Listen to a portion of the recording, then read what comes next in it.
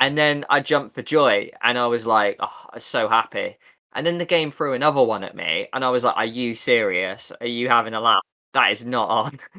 The amount of times I like how much I've gone through. Hi guys, welcome back to the Butterfly Effect podcast. I'm your host Liam. I'm joined by Jack. Hello. And this is part 6 of our... I nearly said the Detroit Become Human experience then. Let me do it again. This is part 6 of our Devil in Me analysis.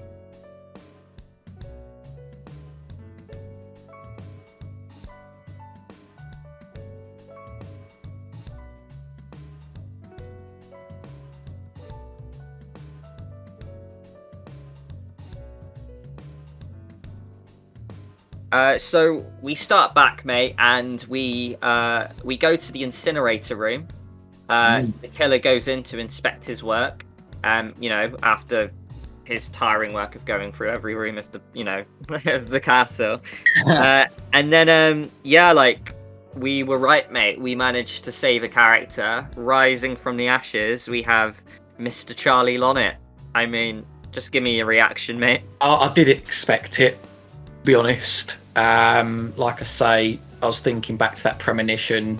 You'd have seen him burn up against the door. It made complete sense. And then even after speaking to you on one of the other episodes, I felt even more assured by it. So great to see him still alive. He's my favourite character. And you roll onwards. Brilliant as well. I remember like when he rose from the ashes, and I was like, he's just there with the cigarettes. I was like, mate, you've earned a cigarette. Fucking smoke one up for me, mate. You've done well. And I was dead chuffed because it's like I didn't really fear he did. Like I feel like like I say, I proper clickbaited it in my gameplay. I was like, oh, my first death, and had the picture of him burning up in flames. But I just snipped that from the premonition. Don't hate the player, hate the game, son. He actually he was completely fine, and we did well out of that one. And like I say, I think we did really well to persist with the great, because I feel like it really tries to flip you off. And the amount of people I know who have gone for the great, and it's given us another bite at the cherry. It's like, right, I'll go for the door, and then they burn up. So yeah, we were good to stick with our choices there. And I mean, we're kind of leaving around with Charlie. He's presumed dead, so he's kind of going around this room, and the first thing I noticed, mate, was the FBI uniform that belonged to Monday. Yeah. You had a theory about him before, didn't you? So did this kind of reinforce anything for you? It did, yeah. I was thinking this guy's turned. He's gonna be the killer. And there's even more stuff later on in this chapter as well that goes a long way to say that it's this Hector Monday. You think of it, HM Herman Mudgett, HM Hector Monday. It's starting to tie up nicely. There could be a big twist yet. I could be being led down a garden path here, but that's what my current thinking is, that it's this FBI guy. Yeah, obviously I'll refrain from commenting on that since I have completed the game, but obviously, really good school of thought there. We come to this later room where you have to turn the lights on, and we find our old yellow friend in the hood. And mate, you spot on again, mate. You called it. The Groundsman was an animatronic, or maybe Grantham was, in the yellow hood, the same person who's been walking around with the mask, but he put a mannequin, under the yellow hood for this one thing. So yeah, don't think this person has accomplices. I think it is a one-man job, but this was just something this guy was doing. But yeah, thoughts on that, mate, for getting that one right as well? I really don't know, because there is still the whole thing with the old woman, and it remains a bit of a question mark in a way. And to be honest, I didn't really take it on board that this was the man in the raincoat. I thought it could have been another duplicate. So yeah, I don't know. I was a little bit perplexed, I guess. I was a little bit sort of oh, they've wrapped that up now, have they? You press the red buttons, and obviously it plays the sounds of him saying "Don't kill me" the way it was before. Yeah. In the old saw trap with the pressure plate. So when you press the sound buttons, you sort of realise that it was the same guy, or it was the same thing from before. And I think it has the injury marks to suggest it was the person in the booby trap. Shit, yeah. Oh, that explains a lot because I'd completely forgot about the whole pressure plate scene. I was still thinking about the yellow raincoat walking about outside pushing a trolley or something. But yeah, I'll see what you mean. Yeah, like I say at the time, very sus. The guy's good at robotics and all that. I wasn't too bothered about saving him. Non-playable character. No dilly dallying. Let him die. No, exactly. I struggled around this scene afterwards because I was just pressing these buttons thinking they do something. And there's this massive warning sign saying don't go on the conveyor belt. And then it's like, that's the only way out is the conveyor belt. And I really felt uneasy doing this. Yes, same here. The amount of times I paced around that room thinking, is there a little shimmy way out, or can I crawl into a different room? And after I hit the buttons with the mannequin, I was thinking, fuck, it's going to be this. And to be fair, I did then sort of prime myself for QTEs because of that warning post. I was like, there's going to be some QTEs here, so I need to be ready for it. And, I managed to pass them all. No, that's good. Same here. And, I was pretty happy. I got through them and I managed to kind of dive off and But then, our best friend, our Stalker, instantly comes in the room, and you're left with a choice, mate, to either turn back or hide. Now, what did you pick? I picked hide. Okay. So it's weird because, the thing is, turning back, you would be then going against the conveyor belt. So I was thinking that would make no sense. He would see you, and you could end up falling in. So I was like, you know what, I'll try and hide, as impractical as it seemed, considering there was a massive thing that was just chewing stuff up in front of you. But he did manage to sort of stay on this little ledge and work his way round on the wall. So a decision that paid off, mate. Did you do the same? Now, I panicked and went turned back, and I went on the conveyor belt. And obviously, like you say, it's the stupid choice because you just go right, you shoot right back out, and then you fall, and you find yourself your back is on the grinder, or the grinding mill, and then obviously this chap starts showing up, and then it gives you another bite of the cherry to escape, and I managed to succeed some quick time events to hide under this ledge. And I don't know if this leads to the same bit where you are when you're hiding. Are you kind of beneath him as he's destroying all your belongings and baggage and stuff? Yeah, exactly. Yeah. Oh, okay. So it pretty much leads to the same thing. I just had to complete some QTEs to get back to the same stage as you. And am I right in thinking that you have a heartbeat sequence here, mate?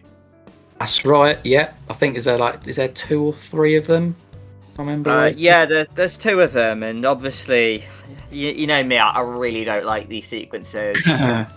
And it sucks because I just physically can't do them. I don't know if it's my controller, because I seem to be okay with them at a few of the other games. Like Man of Medan, I struggled, but for some reason, Little Hope and House of Ashes, not a problem. Would just complete every one, and it's almost weird. It varies game to game for me. But I don't know if I'm a lucky boy, but somehow I got through it. I managed it, and then I did it. I was cheering, I was jumping for joy. I beat my first heartbeat sequence, and I was so happy because obviously, Charlie survived the furnace room, and out of nowhere, it's pitting him into death again. And a heartbeat sequence showed up. I just looked at the game that is cruel. That is not on. The amount of times I how much I've gone through, and then I jumped for joy, and I was I was so happy. And then the game threw another one at me, and I was are you serious? Are you having a laugh? And I thought I was going to fail it and kill Charlie. My heart was in my mouth. This was such a tense scene for me. And because of all my previous failures, I was so happy with myself that I managed to save Charlie at this point. Yeah. So yeah, at this point, Charlie survived, and I was still on 4 out of 5, luckily. Well, maybe, because I didn't really know what was going on with Mark at this point. He was chloroformed and tied up. The next scene is Kate and Jamie reuniting even with this mirror break scene. And then you're led to this whole control center room where it's a bit of downtime. You do a bit of clue gathering. And I guess this does explain the whole thing I mentioned. It kind of softens the blow a little bit for that criticism I did have, where I just find that this killer just seems to be in every fucking scene. Like, he's just all over the, like, you know, the island. Just whenever there's a survivor that you're playing, he'll be there. And this does kind of give it a bit of, you know, gravity, where he has this control center room where there's multiple doors and he can basically go to whichever part of the hotel he wants to at once. And I still think it is a little far-fetched, I'm not going to lie, because there will be times where he'll just go absolutely on the other side of the island, like, willy-nilly. But, yeah, I quite like this scene. I'll let you talk. I don't know what you thought of it and about the clues you found, mate. Yeah, so yeah, I like this scene actually. When they first arrived into it, cause it looks like a real giant computer, and they say he's got recordings and all these things, and he says I think they call it a nerve center. I was thinking, is that like a slight nod that, you know, like this is like the brain of the hotel, because this is where like all of the things are going on, and the, you know, the controls for the doors, and this is essentially where he operates. But yeah, like I walked around, and I mean the things that I found include the badge. Is it Chicago? It might have been like an FBI badge for Chicago, or it's something to do with Chicago anyway. There was also this other thing as well, and it was a recording. I played it and I listened to it, and it was basically that this Hector Monday was impersonating his mum. And this straight away, I thought of the film Psycho. You know, like the film where obviously he dresses up as his mum. He's got like a weird obsession. And obviously in the context of this game, his mum's in a care home, and she obviously passes away. But next to that, there's like a costume design thing. There's another thing about like making a purchase of a mask, and the person who bought the mask was called Brandon Day. And I thought, you know, Monday, like it's sort of like quite similar. So yeah, there was lots of things here. I think as well there was another potential clue to a future game, mate. So like on the desk there was like this magazine cover. It said something like Future Vision. It had like about visiting the planet Mars. So again, if we're thinking about like Directive 8020, it's perhaps another space nod there. The sad thing about me in this room is that I was too rushed. I was running around and I accidentally hit square on an advancement bit where it had the arrows. And I know it tells you that this will advance the game, but it sucked for me because I probably did miss a few things. I managed to find quite a lot though, because luckily this was on the top floor and I went there last. So I found things such as like the tracking board, and it shows that, you know, the killer really thinks that Charlie's dead as well as Erin, obviously. Yeah. I saw things such as like the Lee in the Hall deaths, you know, like the detail of it with the pencil puzzle. Oh yeah. And obviously there was a big research corkboard as well, which was very kind of like Until Dawn that Josh had in his basement, which I thought was interesting. One thing I wanted to talk to you about this whole nerve, you know, brain room that you mentioned. The first thing I thought, mate, was the quote that the curator mentioned before about the spider being in the center of the web. Yeah, exactly. Yeah, that's exactly what I was thinking as well. So yeah, mate, it's like one final thing before we move on to that bit was this like folder that I found in there, and it was basically this information piece on all of the characters, giving up very specific details. And one thing that took me by surprise when I looked at Mark's page is that it said the word ferryman underneath. And I was thinking, like, wait, what? Like, is there anything significant to that? And it's stayed with me for a little while now. And I'm thinking, like, I don't know how that ties in, because there's the ferryman in terms of, like, you know, putting the coin in the deceased's mouth. Which could actually tie into the whole plot further. You've also got the ferryman. There's like a little reference in Little Hope on the side of the bus. So like, I don't know. Is it just an Easter egg? I was thinking, is Mark somehow involved in this? So I really don't know. It puzzled me. No, that's some really good digging, mate. And obviously, like, you know, I can't speak, but we'll have to like go back to that one afterwards. But yeah, no, really impressive. I quite liked it as well when you looked at the other characters and Charlie had the note borderline narcissist. I thought that was quite funny. Yeah. But we move on, mate, to this whole plan that Jamie and Katie hatch to do with being bait, and I think there's no way around it. I think Jamie has to be the bait since it's like her plan. Yeah. And you're left with a massive decision, mate, about who you give the screwdriver to. Who did you choose to give the screwdriver to? I'm pretty sure I told her to keep it because, you know, as a weapon in case she needed it against the killer.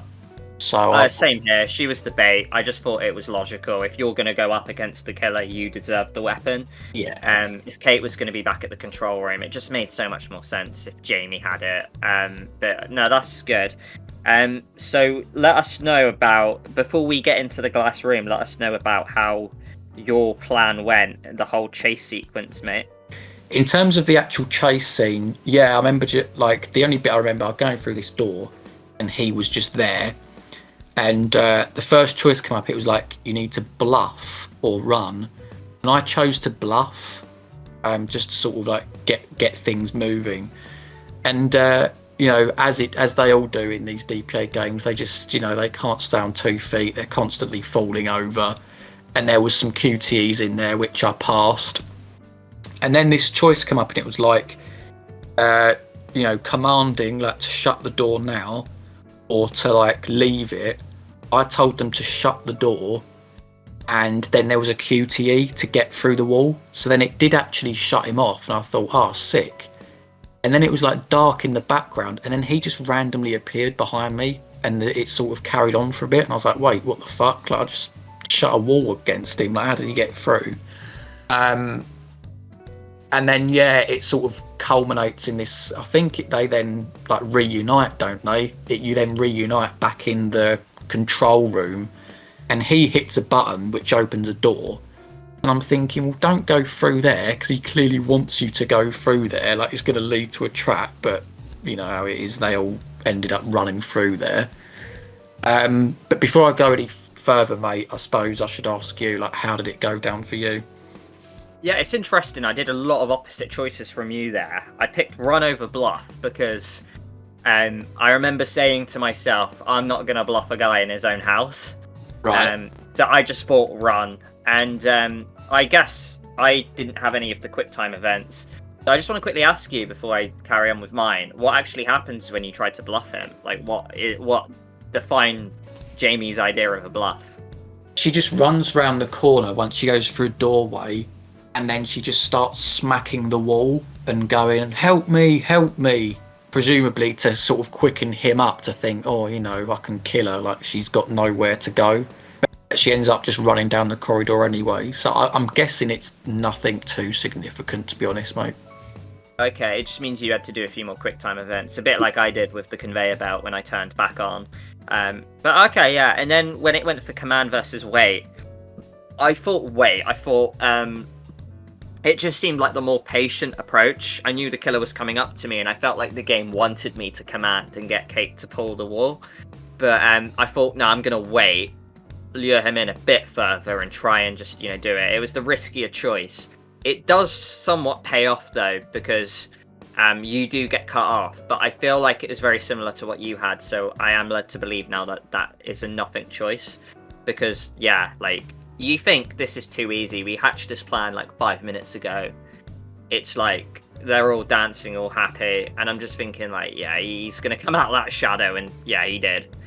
And yeah, so some pretty nothing choices, but that's fine. We can't expect every choice to be like a groundbreaking branch, you know, the whole narrative in a different direction based off of a tiny thing like that.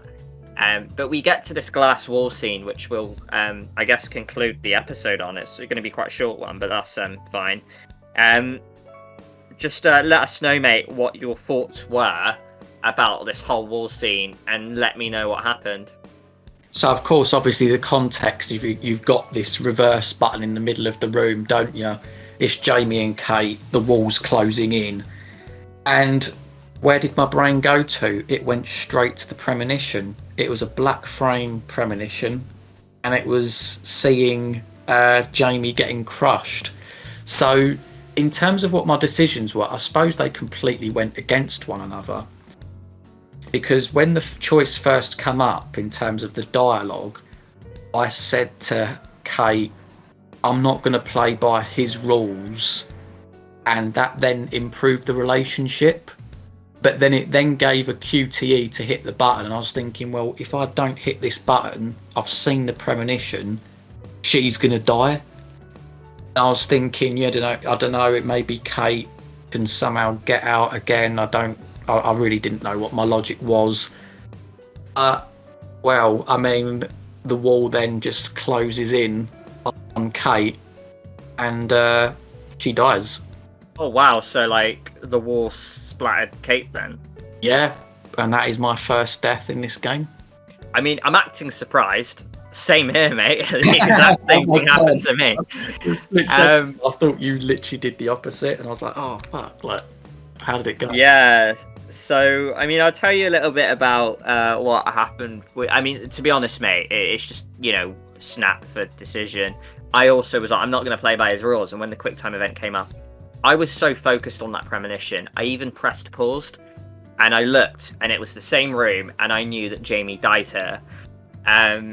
So, yeah, I was like, well, Jamie's going to die. It's going to be another 50-50 choice. And it's probably going to be a bit like the room I had with Erin where she died, where it's going to just be a 50-50. I've got to go the other way. Yeah. And the funny thing is, I've studied and I know how to get out of this. I spoke to my mate Aiden a little way through playing it, and he was like, oh, honestly, mate, it's really dumb, like how to save them. Because I was thinking like it was to do with the bluff decision. I was like, oh, maybe it's because I ran in, I should have bluffed, and maybe them going in the room full stop is what kills one of them. Right. This is the way to save them, mate. Basically, whoever has the screwdriver survives. Eh? Yeah, so basically, whoever has the screwdriver has the option, I think, to put the screwdriver up, and it stops the wall. Oh. And it creates a little gap. So basically, in my opinion, me and you are school of thought, completely logical. Give Jamie the screwdriver because she's going to be the one facing the killer.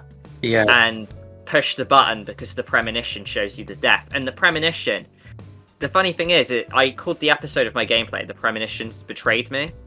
And I somewhat agree with that. I mean, I find this choice a lot more forgiving than the other one. The other one felt like a 50-50 bit of luck. This one at least had some merit to it, that it was whoever had the tool. So, I kind of like that. But it was a little bit like, I stick by my decisions. Like, I would have done that. But I do think that premonition is super misleading, because both of them can get crushed. It can happen the other way around. You can give Kate the thing, and then the screwdriver, and then Jamie can get crushed. So the premonition can be true. It's just it can happen the other way as well. Yeah, that's misleading. It is misleading.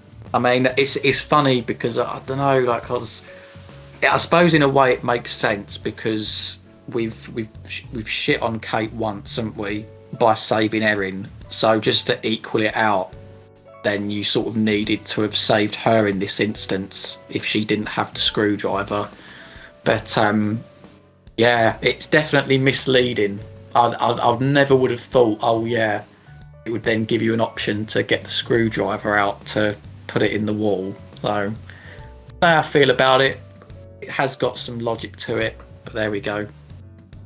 Yeah, it's certainly interesting, and what I might say as well is that despite how harsh this was, because your cast has dwindled down to 4 at this point, mine's dwindled down to 3.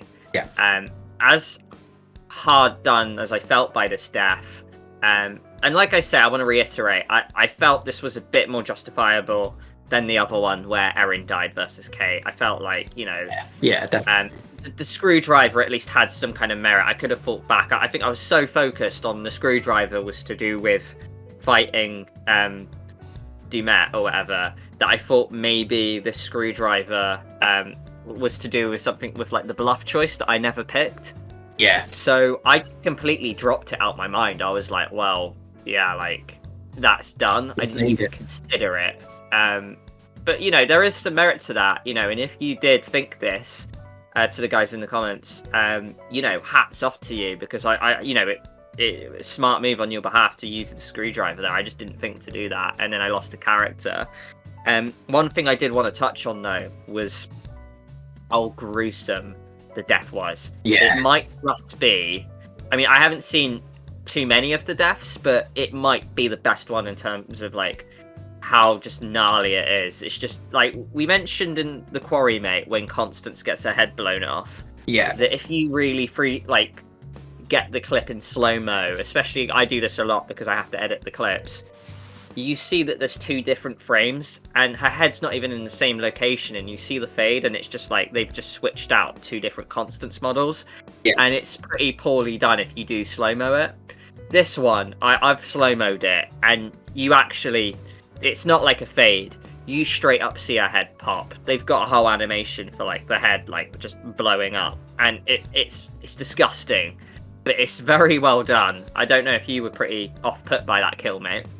Yeah, and you know, I mean, to be fair, it took me by surprise, because like from what I saw, it was just the head.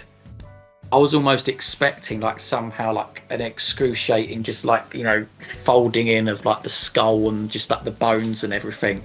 But then like, yeah, you just get this splatter of blood, don't you? And it was a pretty neat death. Obviously, I hope I don't really see any more. But like going forward, like to see how the other deaths could play out, then you know, we'll see if it's as good as that one. It's funny because it really reminds me of, I know this game's heavily inspired by Saw. Yeah. And it reminds me a lot of one of the kills. I can't remember which Saw it was. It might have been like 3, 4, or 5. I mean, I've just named a load of Saw films to cover my ass there, but there is this one death where the walls close in on this police officer. I don't know if you've seen that one. And yeah, the guy just gets absolutely crushed, and it's just disgusting. You see like the bones break and snap, and like the corpse just turned to meat basically. And it was almost like a similar one here, and it's interesting for you as well because Jessie Buckley is like the biggest actress in this thing, right? And yeah. she's Oscar winning, and she's died first for you and second for me. So it's like this big sort of actress, and I think you sort of had the same in House of Ashes with Ashley Tisdale. She died fairly early for you as well, right? I've got form for this. Yeah, the only one that's actually survived is Will Poulter in Little Hope, and he has to survive, doesn't he? He has to get to the end. I'm pretty sure he does anyway, because it's the reveal that he's the bus driver. But he's got the plot armor, yeah. Yeah. But that's the thing. I think this is the first time I've killed off a main actor out of the cast, because Conrad, albeit he had a bit of a sad ending where he went on board the ghost ship to no one being home. You know, Andrew and Rachel survived for me. So yeah, like this is the first time I've killed the blockbuster actor. And unfortunately for me, it was Kate getting her skull smashed against the glass. Oh. But yeah, like no, very interesting choice. Let us know in the comments what you did at this bit, and if you clocked on that the screwdriver was the key to success here. We move on to another curator scene, and I gather this is as far as you've got, mate. It is, yeah, it is. Fantastic. So mentions obviously back to Holmes this Valley of Fear quote about how premature theories can be the bane of our profession. Now, did you relate this to anything, mate? Well, it's interesting because my theory is that it's this Hector Monday. So if that's wrong, if that's what they're implying, then I really don't know where this could go unless I just fall back on what we said before we even played the game. It's, you know, spirits and, you know, it's H.H. Holmes again. I really don't know. So, like, but yeah, it has stuck with me, and I'm thinking it's put a little bit of doubt into where I'm going, but I have been like reading the clues, and unless this is like a little hope thing where none of the clues actually matter because it's just all in this guy's head, then the clues should say something about the plot and about what's going on. So yeah, I don't know, we'll just have to see, but seed of doubt for sure. For me, I think I related it to the whole Charlie possibly being framed or maybe being in on it, because like I say, like I strongly thought it was edited based off of what we know about the killer. And I know I did have that conflicting emotion when I thought Morello left. Maybe is this the cycle where like the leader of the group leaders a group on and then brings the next one in? Is this like a cycle system we've got going on here? I did like kind of dance about with that theory, which I quickly kind of doused when I sort of thought about the fact that he just tried to get burnt alive by the killer as well. But I guess like this whole premature theories are the bane of our profession. I thought maybe like the premature theory could be about accusing Charlie. I thought maybe that would come to fruition later, so I kind of just used this quote more as a way of backing Charlie up, that I kind of believed him, if that makes sense. Yeah, I guess from the get-go I never really believed Charlie anyway, so if that I believed that Charlie was bad anyway, so if it's just reinforcing that, then I suppose my thinking was slightly ahead of this clue, but don't know if it could be referring to something else. We'll have to see. So that is as far as Jack's played, and this episode that we did, we kind of split it down the middle, so we're going to wrap this one up there. So Jack's going to go away and play the game, and then we're going to record another part of the podcast where we come towards kind of, I guess, the final third of the game, so Jack's got that to look forward to. We're very much enjoying doing these podcasts for you guys. It's so cool just to analyze and compare our choices. Let us know everything you did, like from like the glass wall scene to whether you thought Charlie was dead if you put him in the grates. We'd love to know your thoughts, guys. We read every comment, so yeah, much appreciated. But until then, we'll see you in the next one. We hope you had a nice time. Catch you later, guys.